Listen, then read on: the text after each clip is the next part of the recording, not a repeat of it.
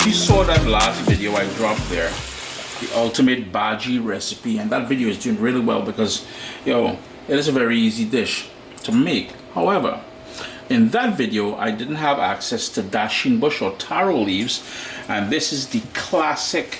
These are the stems here.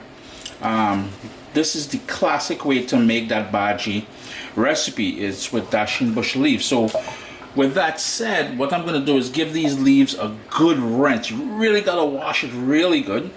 And the other thing is, we're going to remove the stems, and to remove the stems, you would hold the leaf, and the long part, you would face it towards you, the long stem, the long ridge on the bottom of the leaf. So this long one, face it towards you like so, pinch and pull back like that. Yeah, and this would get rinsed. This, you have a couple options. Growing up old school in the Caribbean, the old school days, they would cut the bottom like so, and I only cut it to show you because this is where it was originally cut, so it's going a bit discolored and stuff like that. The other thing I must mention before we proceed, you may want to either wear latex gloves or get some vegetable oil and coat your hands with it, because this potentially can stain. There's a sap in there which could stain. Now you want to pinch and pull back. Yeah, and this is the old school way of doing it. Pinch and pull back like this, because there's a sort of a skin on the outside of the stem, and then you would break, pull back, and this you would toss into the rubbish. Then you would chop this up into small pieces, maybe, I don't know, 2 centimeters or so, and we will use that in cooking. The new way I've seen people do it lately is just trim off these sort of bad edges.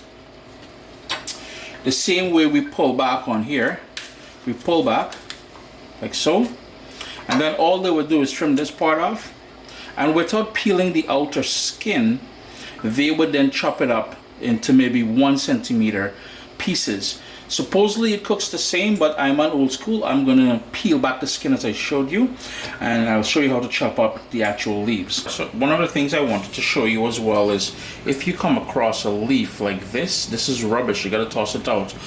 Maybe sometimes the leaf will be like this but have little yellow spots. You would just pinch that out. It's very expensive, you don't want to be wasting that. But this entire leaf, nah, not so much. So then we would grab all the leaves like so and put them all together, and I'll quickly show you how to chop it. So all I'm doing is pinching them, putting them together like so into a small bundle, and I'm pointing the ends will be ripped off the stem that's facing up at the moment, so I'm using that as my guide to sort of put them together into the small bundle, and we have them all there. The reason why is because, and we're going to roll it, we're going to give that a chop like so, and I'm going to toss that part out. The reason being, that is a bit tough and that's going to take longer to cook. Now here is where we're going to hit them some cuts. Just ribbons, 1/2 centimeter or so.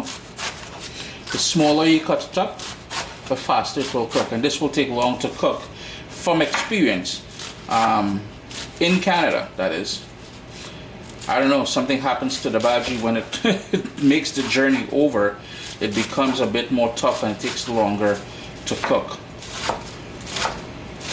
Having the opportunity to use Dasheen Bush bhaji is exciting for me. I've got a couple tablespoons of olive oil going into a warm pan, and the reason being it's exciting is because growing up as a child in the Caribbean, it was one of this dish here. Literally, mommy could make this every day and I'd be happy. Whether it's with roti or dal and rice or whatever it is it came with. Your favorite thing, boy. We've got onion, and I'm just gonna move around that onion there. I'm gonna drop my heat down to medium-low because I want to pull out the flavors from that onion there. And it is another reason for being excited is I'm able to share this with you. The original recipe I posted back in 2009 on CaribbeanPod.com. That video, I was just starting off, it wasn't the greatest, but now it gives me the opportunity to share it as part of our meat-free Monday, because not only is this going to be meat-free and vegetarian. It's also going to be vegan as well. And if you pull back on the salt, I mean to say you could do it ital as well, but low and slow now, let that sort of pull out the flavors from the onions. There's something about onion and garlic and hot oil, just makes the entire kitchen smells lovely. I'm going in with some fresh ground black pepper.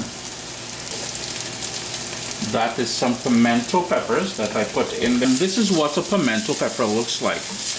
It's also called, lovingly, seasoning peppers. Absolutely no heat. However, when you slice them open, you would swear it's going to be as spicy as the hottest Scotch bonnet pepper you've ever tasted.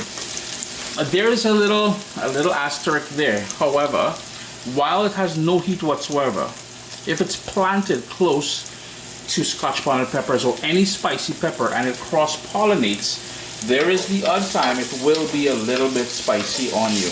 Yeah, so be mindful of that. But seasoning peppers or pimento peppers, it will add a lovely flavor to things here. And as in the ultimate bhaji recipe that I shared not too long ago, a ton of garlic. Garlic and spinach goes hand in hand. And basically, if you've never seen the Dasheen Bush or taro leaves, the outcome will be like a really cooked down version of spinach, the everyday spinach. Here's the thing, this will not be a pretty dish, ladies and gentlemen. This is not about beauty, but I'm telling you, packed with flavor and all that stuff like that, you're gonna love this one. I'll turn my heat back up to medium. And this is the Dasheen Bush that's already prepared. They're the stems I was talking about. This is the leaves. It doesn't matter in which order that you toss it in there. I'm just gonna start adding it in. And remember, it has remnants of the water, but because, as I mentioned, you really want to wash this really well, yeah? And as with typical spinach, it will be tall and then it's gonna wilt down, wilt down, wilt down. And this one here is, we're gonna have to cook it for a bit. I want some heat, so I have some fine wiri peppers from my garden, which were stored in the freezer over the winter, and I'm just going to toss those in. And as it cooks, it's going to break. If you don't like heat, you don't have to do that. If you don't have access to wiri peppers, any pepper you like or you have access to, you can use, providing you want some heat. To help it cook, we're going to need some coconut milk. And try not to skip on that ingredient. That coconut milk is going to tie everything together. So it's very important that you rock that coconut milk. So all I'm going to do now is give that a stir, like so. And we've got 2 more ingredients to this dish. Very simple, but I'm telling you, boy, once you get your hands on this here, you'll want to make this time and time again. And that ingredient is some salt. Later on we can adjust it, so try not to go too heavy there. And all you would do is give that a stir. We're going to put the lid on it and let it come up to a boil. Then we're going to reduce the heat down to a simmer, and with the lid slightly ajar, we'll cook this. As it cooks, I'm going to break these little wiri peppers to release that lovely heat. Like I said, I love it with heat. The other thing is, I remember as a kid growing up, one of the key sides, sort of condiment to this, was lime pepper sauce. It's pepper sauce, chunky pepper sauce, so like pickled peppers with lime in there. And the lime pepper sauce and bhaji, man, it's like 2 peas in a pod. No joke. Listen, pigeon pea season, yes. Oh gosh, got that lovely bubble going. So I'm just gonna level off things here, and I'm gonna put the lid on. Excuse me. And I'm just going to leave it with a slight breathing hole there so most of that steam could come out. And we're just going to cook this until it's tender. And again, it won't be a pretty dish. It's going to look like mush. But I'm guaranteeing you will fall in love with it if you've never had it before. It's been 35 minutes and I've stirred it about 4 or 5 times already. Most of the liquid is starting to burn down. And this is what I was talking about earlier when I said, for some reason, if you were to cook this in the Caribbean, fresh off the tree, by now it would be done. Absolutely done. Tender, exactly where I want it to be and stuff like that. But for some reason, when we get it here in Canada, it takes double the time to cook. So what I'm going to do is allow it to keep cooking. And if you noticed, I did have the space for it to breathe there. Just continue with that because we really want that moisture to start coming out. We're at the 45-minute mark now, and things are starting to look how I want it to look. I told you guys it will not be pretty.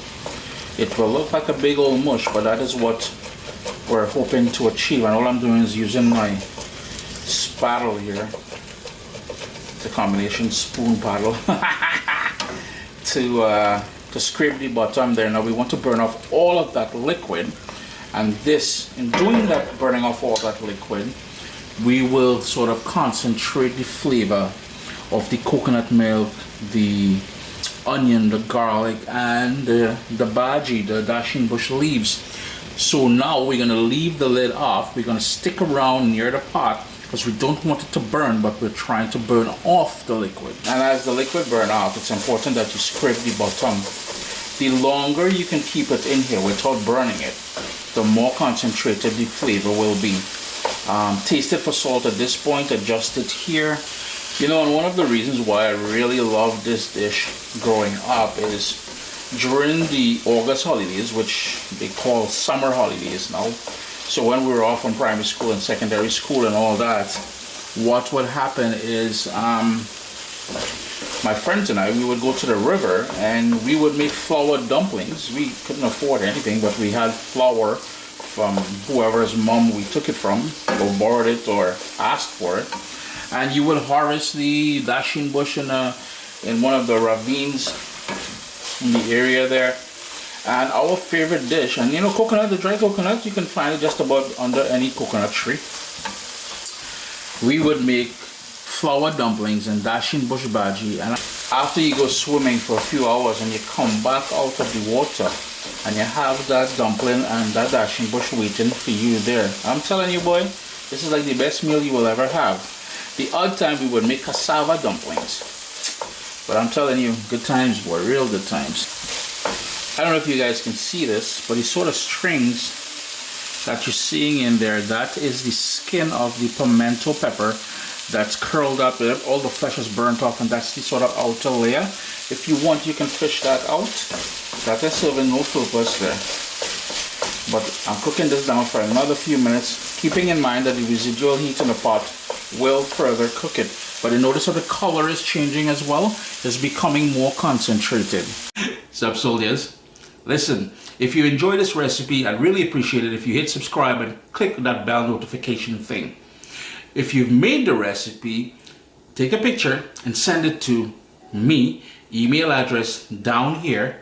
I mean, trying to tell people the email address, them butts will take the address and do all kind of thing with it. And tag me on Instagram at Caribbean Pot. I really appreciate you guys, and thanks for being in my kitchen with me today. Irie? It's almost where I want it to be, so I'm going to let this cook for another 3 minutes, and I'm going to shut off the stove. I don't know if you guys can see, for example, here. Earlier when we added the garlic, if you notice, they were in big pieces. That is purposely done, so when I am eating this bhaji, I'm going to get little pieces. Well, this is the stems that we tried to cook down. Some of it didn't melt. But that garlic there, that is pure genius when you're eating. I'm telling you, you're going to love it. Chris here, CaribbeanPot.com, Meat Free Monday. I hope you guys enjoyed this recipe. Remember to check down in the description for the full list of ingredients, and the recipe will be in a printable format on CaribbeanPot.com shortly. Irie, let me turn off this heat before I burn my nice food now, yes boy. What's up, soldiers? Don't forget to click subscribe. If you've already clicked subscribe, hit that bell notification thing. I want to all you missing out on the new videos, man. Come on, click.